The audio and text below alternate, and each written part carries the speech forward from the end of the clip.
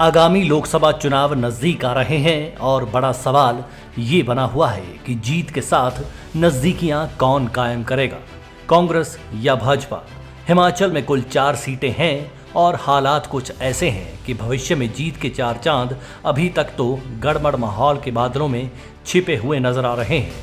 केंद्र में भाजपा सत्ता में बैठी है और हिमाचल की बात करें तो भाजपा के राष्ट्रीय सेनापति जेपी नड्डा और कद्दावर नेता की लिस्ट में मंत्री अनुराग ठाकुर का नाम शामिल है। इसी वजह से जरूरी हो जाता है कि हिमाचल की चारों सीटों में भाजपा की मौजूदा स्थिति का आकलन किया जाए और मुकाबले में हिमाचल में सत्ता में बैठी कांग्रेस को बराबर पलड़े में रखा जाए। सबसे पहले बात करते हैं दोनों दलों में स्टेट लेवल की टॉप लीडरशिप की।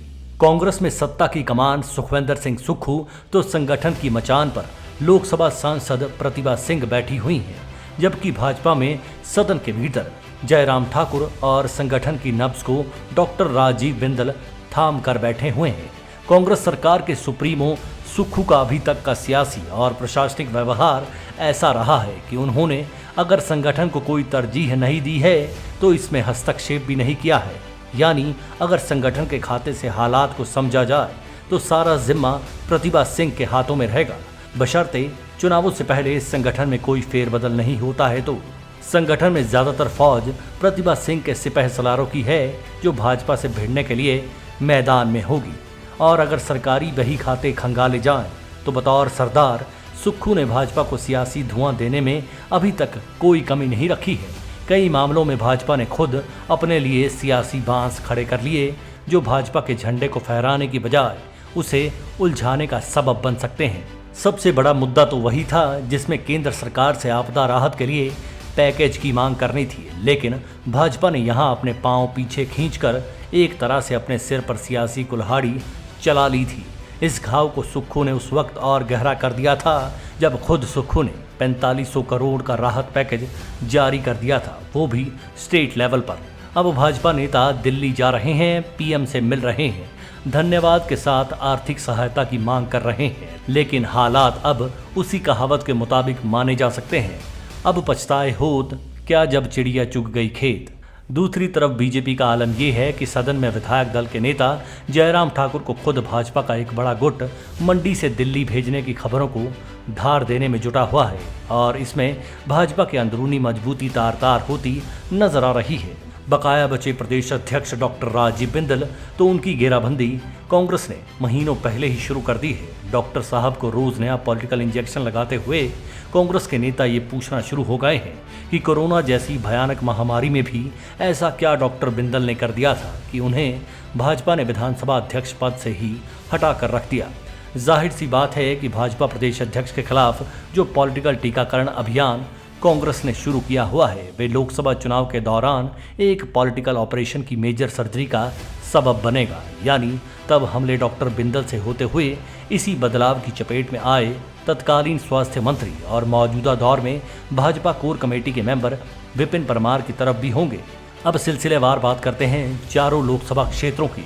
सबसे पहले उस शिमला संसदीय क्षेत्र की जहां से प्रदेश सरकार चलती है। इस संसदीय क्षेत्र से थोक में कैबिनेट मंत्री, कैबिनेट रैंक से सुसज्जित अन्य नेताओं की एक बड़ी फौज है। जाहिर सी बात है कि यहाँ कांग्रेस को अपर हैंड मिल सकता है, लेकिन इससे भी बड़ी बात यह है कि शिमला संसदीय क्षेत्र में लोकसभा की टिकट बदलने की खबरें भाजपा के आसमान पर पॉलिटिकल लेयर ओजोन में छेद कर रही हैं।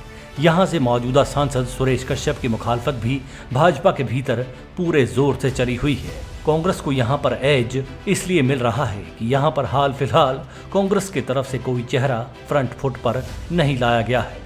मंडी संसदीय क्षेत्र में भाजपा अपनी स्थापित लीडरशिप जयराम ठाकुर को जबरन अस्थिर करने पर उतारू हुई पड़ी है, जबकि कांग्रेस में ये तय माना जा रहा है कि एक बार फिर प्रतिभा सिंह की सियासी प्रतिभा पर भरोसा किया जाएगा।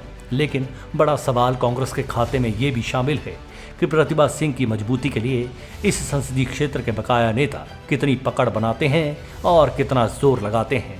तीसरे नंबर पर आता है संसदीय क्षेत्र हमीरपुर। ये इस मर्तबा कायदे से हॉटेस्ट सीट मानी जा रही है। वजह यही है कि यहाँ से लगातार 4 बार जीत चुके सांसद अनुराग ठाकुर भाजपा के उम्मीदवार होंगे और मान लीजिए अगर कोई बदलाव होता भी है तो अनुराग की टिकट को लेकर रिप्लेसमेंट भाजपा के राष्ट्रीय अध्यक्ष जेपी नड्डा ही होंगे। कांग्रेस के खाते से यही एक बड़ा प्लस पॉइंट है कि इस बार इस संसदीय क्षेत्र से सीएम और डिप्टी सीएम मौजूद हैं। इस सीट पर अभी तक देखा जाए तो जीत का सारा जिम्मा सुक्खू और मुकेश के हाथों में रहेगा। तो ये भी तय मानिए कि अगर कहीं हार हुई तो इसका बोझ भी इन दोनों के सिर पर ही आएगा, क्योंकि यहाँ ना तो अभी तक कांग्रेस का कैंडिडेट है और ना ही इस संसदीय क्षेत्र में किसी और नेता को मंत्री बनाया गया है। चौथा लोकसभा क्षेत्र आता है कांगड़ा। कांगड़ा में भाजपा कांग्रेस दोनों के हालात एक जैसे ही हैं, यानी साफ कहा जाए तो बेहद खराब। जो थोड़ा सा अच्छा साबित हो जाएगा उसे शायद सीट जीतने का मौका मिल जाएगा।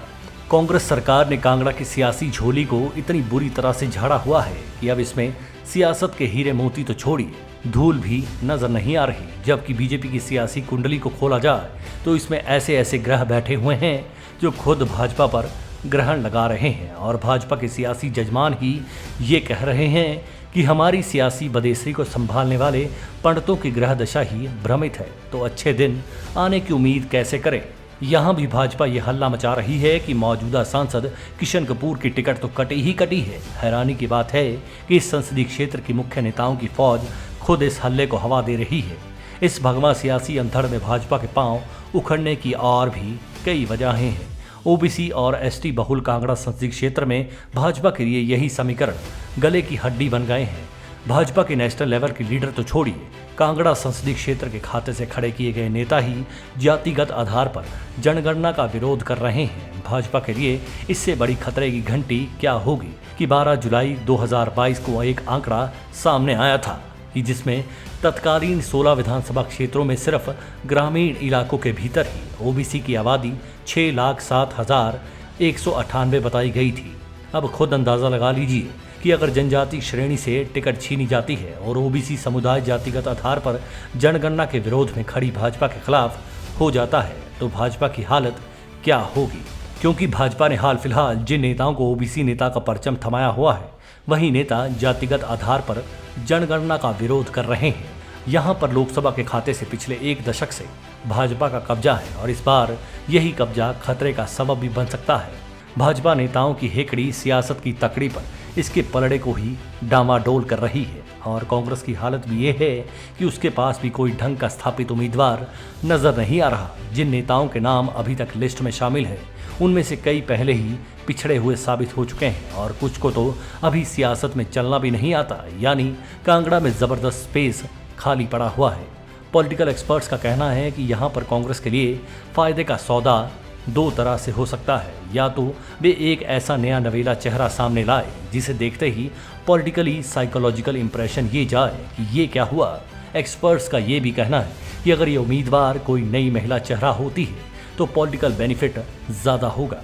लेकिन सबसे बड़ी हैरानी वाला पहलू एक्सपर्ट्स ये बताते हैं कि अगर कांग्रेस किसी ऐसे भाजपा नेता को टिकट देती है जिसका अपना वोट बैंक 50,000 के आसपास हो तो भी भाजपा को सेटबैक लग सकता है। वजह गिनवाते हुए एक्सपर्ट्स ये भी कहते हैं कि कांगड़ा में इस बार कांग्रेस और भाजपा दोनों ने ही अपने नुकसान खुद किए हैं। भाजपा ने जबरन थोपी गई लीडरशिप पैदा करके अपने लिए उलझने पैदा की हैं तो कांग्रेस ने कांगड़ा में लीडरशिप खत्म करके अपना पांव कुल्हाड़ी पर खुद रखा है। ऐसे में कांगड़ा में वही पार्टी कामयाब होगी जिसका चेहरा सियासत में ताज़ा, गैर विवादित और सर्वमान्य होगा। Manish Kaul, black and white news. प्रदेश के प्रतिष्ठित भूषण ज्वेलर्स इस फेस्टिवल सीजन में ग्राहकों के लिए लाए हैं गोल्ड फेस्टिवल धमाका। इस योजना के अंतर्गत ग्राहकों को आभूषणों की खरीद के साथ साथ लाखों रुपए के आकर्षक इनाम जीतने का भी मौका है। इसमें पहले इनाम के रूप में 100 ग्राम सोने का सेट, दूसरा इनाम 50 ग्राम सोने का सेट और तीसरा इनाम 25 ग्राम सोने का सेट है। इसके अतिरिक्त आप जीत सकते हैं 25 चांदी के गिलास, 25 चांदी के कटोरे, 25 गणेश व लक्ष्मी की मूर्ति और 25 चांदी के सिक्के। इतना ही नहीं, हर 50,000 की खरीद पर आकर्षक उपहार भी दिया जा रहा है। योजना 15 अक्टूबर से शुरू हो रही है और 15 दिसंबर तक चलेगी। तो इस गोल्ड फेस्टिवल धमाका का लाभ उठाने के लिए पहुंचे भूषण ज्वेलर्स के लोअर बाजार सोलन स्थित शोरूम में।